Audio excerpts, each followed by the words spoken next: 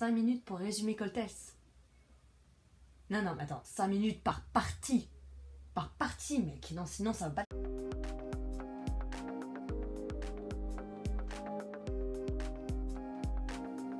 Ok, les références. Coltès est né dans les années 40. Ça veut dire qu'il a connu mai 68. Et il a connu les révolutions sexuelles et tout ça. Alors que lui, il vient normalement d'une famille bourgeoise. Mais ça, on s'en fout un peu.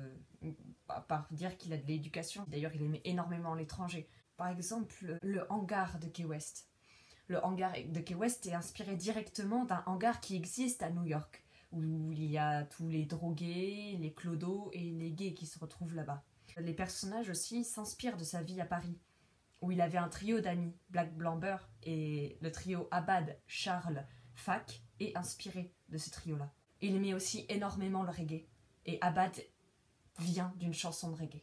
En référence culturelle populaire, Fac est inspiré des films de Bruce Lee, de cet asiatique qui combat le capitalisme et le modèle occidental américain. Voilà. Et Fac veut dire fuck. Voilà. C'est lié à son obsession du sexe dans toute la pièce. Un autre truc à savoir, Coltès était homosexuel. Même s'il le revendiquait pas spécialement, à l'époque, c'était quand même pas évident. Et ça servira plus tard. Mais pas tellement pour Key West. Autre référence réelle, chaque personne de Key West a des origines différentes. La famille de Charles avec Cécile, sa mère... non, justement, pas Cécile, sa mère. Charles vient d'Argentine. La famille de Charles vient d'Argentine. Mais sa mère descend des Amérindiens. Elle est Quechua. D'ailleurs, elle parle Quechua à la fin. D'ailleurs, son discours en Quechua, c'est exactement le même discours que Moctezuma, qui est un leader, a fait à l'Occident. Vous voyez, si vous comparez, c'est à peu près mot pour mot la même chose. Rodolphe, le père de Charles, est sûrement un ancien combattant. Non, pas sûrement, c'est un ancien combattant de la guerre des Malouines, qui a opposé l'Angleterre à l'Argentine pour des îles qui se trouvent en Amérique du Sud. Les références irréelles. Si on prend le fait que chaque personne soit d'un type différent, on a la référence à Moïse de la Bible, où du coup l'humanité est à sa fin et il y aurait un représentant de chaque espèce qui est représenté. Il y a toute une métaphore filée en fait avec les enfers grecs. Déjà, bon bah le hangar c'est pas très avenant comme voilà, lieu. Il y a un fleuve qui passe, exactement comme les Styx. Cor vient ici pour mourir. Et d'ailleurs, il paye Charles pour pouvoir accéder au fleuve. Et dans les enfers grecs, eh ben, tu devais payer le passeur Charon, écrit CH, donc Charles, Charon, pour pouvoir accéder aux enfers. Et aussi, il y a un protecteur des enfers, qui est Cerbère, le chien à 3 têtes. On peut faire le lien avec le trio Charles, Abad, Fac. Donc l'histoire, en gros, c'est Cor qui arrive dans un quartier craignos avec sa secrétaire, Monique, et il est là pour se suicider. Il y a Charles, Abad, Fac qui sont des jeunes. Cor veut mourir.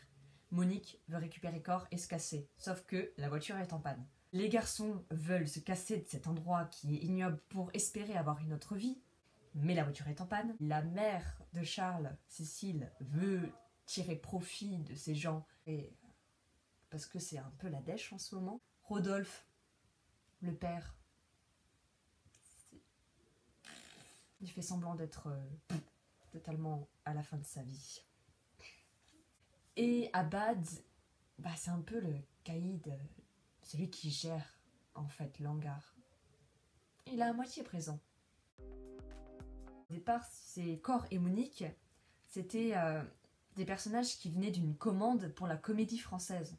Pour ça, il y a un gros décalage entre les deux univers. Il y a plusieurs idées qui sont amassées chez Coltès. Il voulait que ce soit une rencontre entre Abad et Cor, qui voulaient tous les deux se suicider. Et du coup, montrer les différences de vie, ouais, une espèce de rencontre culturelle. Et il y avait une autre idée, une idée de suicide à 3. Finalement, l'idée du suicide s'est déportée sur Cor, et il en reste juste un bout avec à la fin Charles qui meurt. Voilà. D'où le truc un peu chelou et des univers assez différents. La parole chez Coltès. Quand on lit du Coltès, on se rend compte assez rapidement que même à la fin de son écriture, c'est pas normal comme manière de parler. Et en fait, ça vient du principe de paroles qui cachent la vérité du personnage. Autant chez Beckett, c'est l'inverse, tu gardes l'essence, et plus ça va, plus t'en dis moins. Chez Coltès, c'est l'inverse. Les personnages se cachent derrière la parole. Pour les garçons, c'est en mode je parle beaucoup, t'as vu, je dis plein de choses et j'essaye d'éviter le sujet et ta. Mais en vrai, cette parole, elle est là pour cacher leurs intentions, ce qu'ils sont vraiment. Pour les filles, au contraire, généralement, c'est sous déversement. C'est-à-dire, elles apparaissent très vite. Petite sœur, par exemple, Claire, elle parle peu souvent. Et même la mère, et c'est des gros monologues. Et c'est une parole qui se déverse. Et au contraire, leur désir arrive comme un flot de paroles. Et ça se déverse, ça se déverse. Charles est le seul personnage masculin à presque utiliser la même chose. Dans une des scènes, il parle à Abad, qui ne dit rien. D'ailleurs, on appelle ça un soliloque. Et ce mot est très important chez Coltès. Le soliloque. En gros, le soliloque, tu parles à quelqu'un qui n'en place pas une seule pendant 4, 5, 6 pages. Il pourrait être absent, ce serait la même chose. Et comme si le personnage, en fait, se parlait à lui-même. Mais du coup, il révèle des choses sur lui. Ça, c'est le soliloque. Après, selon les personnages, on voit comment ils utilisent différemment la parole. Et par exemple, Charles l'utilise pour convaincre, parfois maladroitement. Il arrive à convaincre Fak de lui donner les clés. Il arrive plus ou moins à se débarrasser de sa sœur. Abad ne lui répond pas. Mais cette parole ne suffit pas à combattre ses parents. Charles est un échec. Donc les persos entre eux, là, pour le coup, ça va être aussi de l'interprétation. Je vous dis pas à 100% que tout ce que je vais dire, c'est juste. Mais c'est pas faux. Je vais prendre Charles comme point central, parce que j'ai disserté dessus et que c'est plus facile pour moi. Charles a de l'autorité sur sa sœur, a de l'autorité sur Fak, plus ou moins, c'est son pote, est soumis à Abad, est soumis à sa mère, est soumis à son père. Et il s'entend bien avec Monique et Cor. Il a envie de les aider. Et d'ailleurs, il essaye de lui dire, mais partez à pied, vous vous en sortirez d'ici le matin. Là encore, échec, puisque Monique lui dit, va te faire foutre, te fous pas de ma gueule. Mais quel échec! Cela dit, juste pour faire un petit truc sur le coup de l'échec, parce que c'est un peu quand même salaud. On aurait tort de penser que les personnages de Key West sont des ratés. Il y a sans doute beaucoup de ratés qui n'ont jamais subi d'échecs. Charles, par exemple, accumule une série d'échecs. Or, il meurt, si je puis dire, satisfait, ou le plus satisfait possible. L'échec, ce n'est pas l'impuissance à satisfaire un désir. C'est un aspect de la complexité d'un désir. C'est un désir qui existe en soi. On va voir aussi dans le lien Charles-Abad quelque chose de peut-être pas gay. Mais en tout cas, il y a cette idée de relation un peu fantasmée, homosexuelle, amitié un peu plus poussée que ça quand même. Sans tomber dans le cliché, mais quand même, Abad est celui qui lui offre la délivrance. Abad est celui à qui il se soumet et à qui il veut chercher l'approbation. Et plus que l'approbation, même une sorte de respect, parce qu'il prend le plan de sa mère pour aller le dire à Abad, alors qu'au départ, il était contre le plan de sa mère. C'est un peu chelou. Et Coltès lui-même dit, le mec il te dit, Monique aime Cor, Claire aime Charles, Charles et Abad, je ne sais pas. Peut-être. Moi je suis désolée, hein. Les 3 petits points, ça veut bien dire ce que ça veut dire. Mais en même temps c'est complexe parce que Abad réussit là où Charles échoue. Il réussit déjà à s'imposer, il réussit à tenir tête à la mère, je crois, et surtout, il réussit à se faire reconnaître comme fils par le père. Rodolphe dit à Charles, t'es peut-être pas mon fils. Enfin, il sait même pas si c'est lui le père, tu vois ce que je veux dire?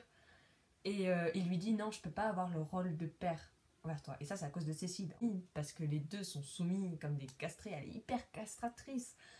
Et d'ailleurs, le père le dit, Rodolphe dit, comment aurais-tu voulu que je sois un bon père avec une mère pareille? Et à côté de ça, il fait un gros monologue à Abad, il l'appelle mon fils, il lui donne une mission, c'est-à-dire de tuer l'autre, là, il lui donne un flingue, il dit, t'as une petite amie, Abad répond pas. Il lui dit t'as pas d'enfant. Un homme qui ne fait pas de fils, c'est un homme raté. C'est un raté en gros.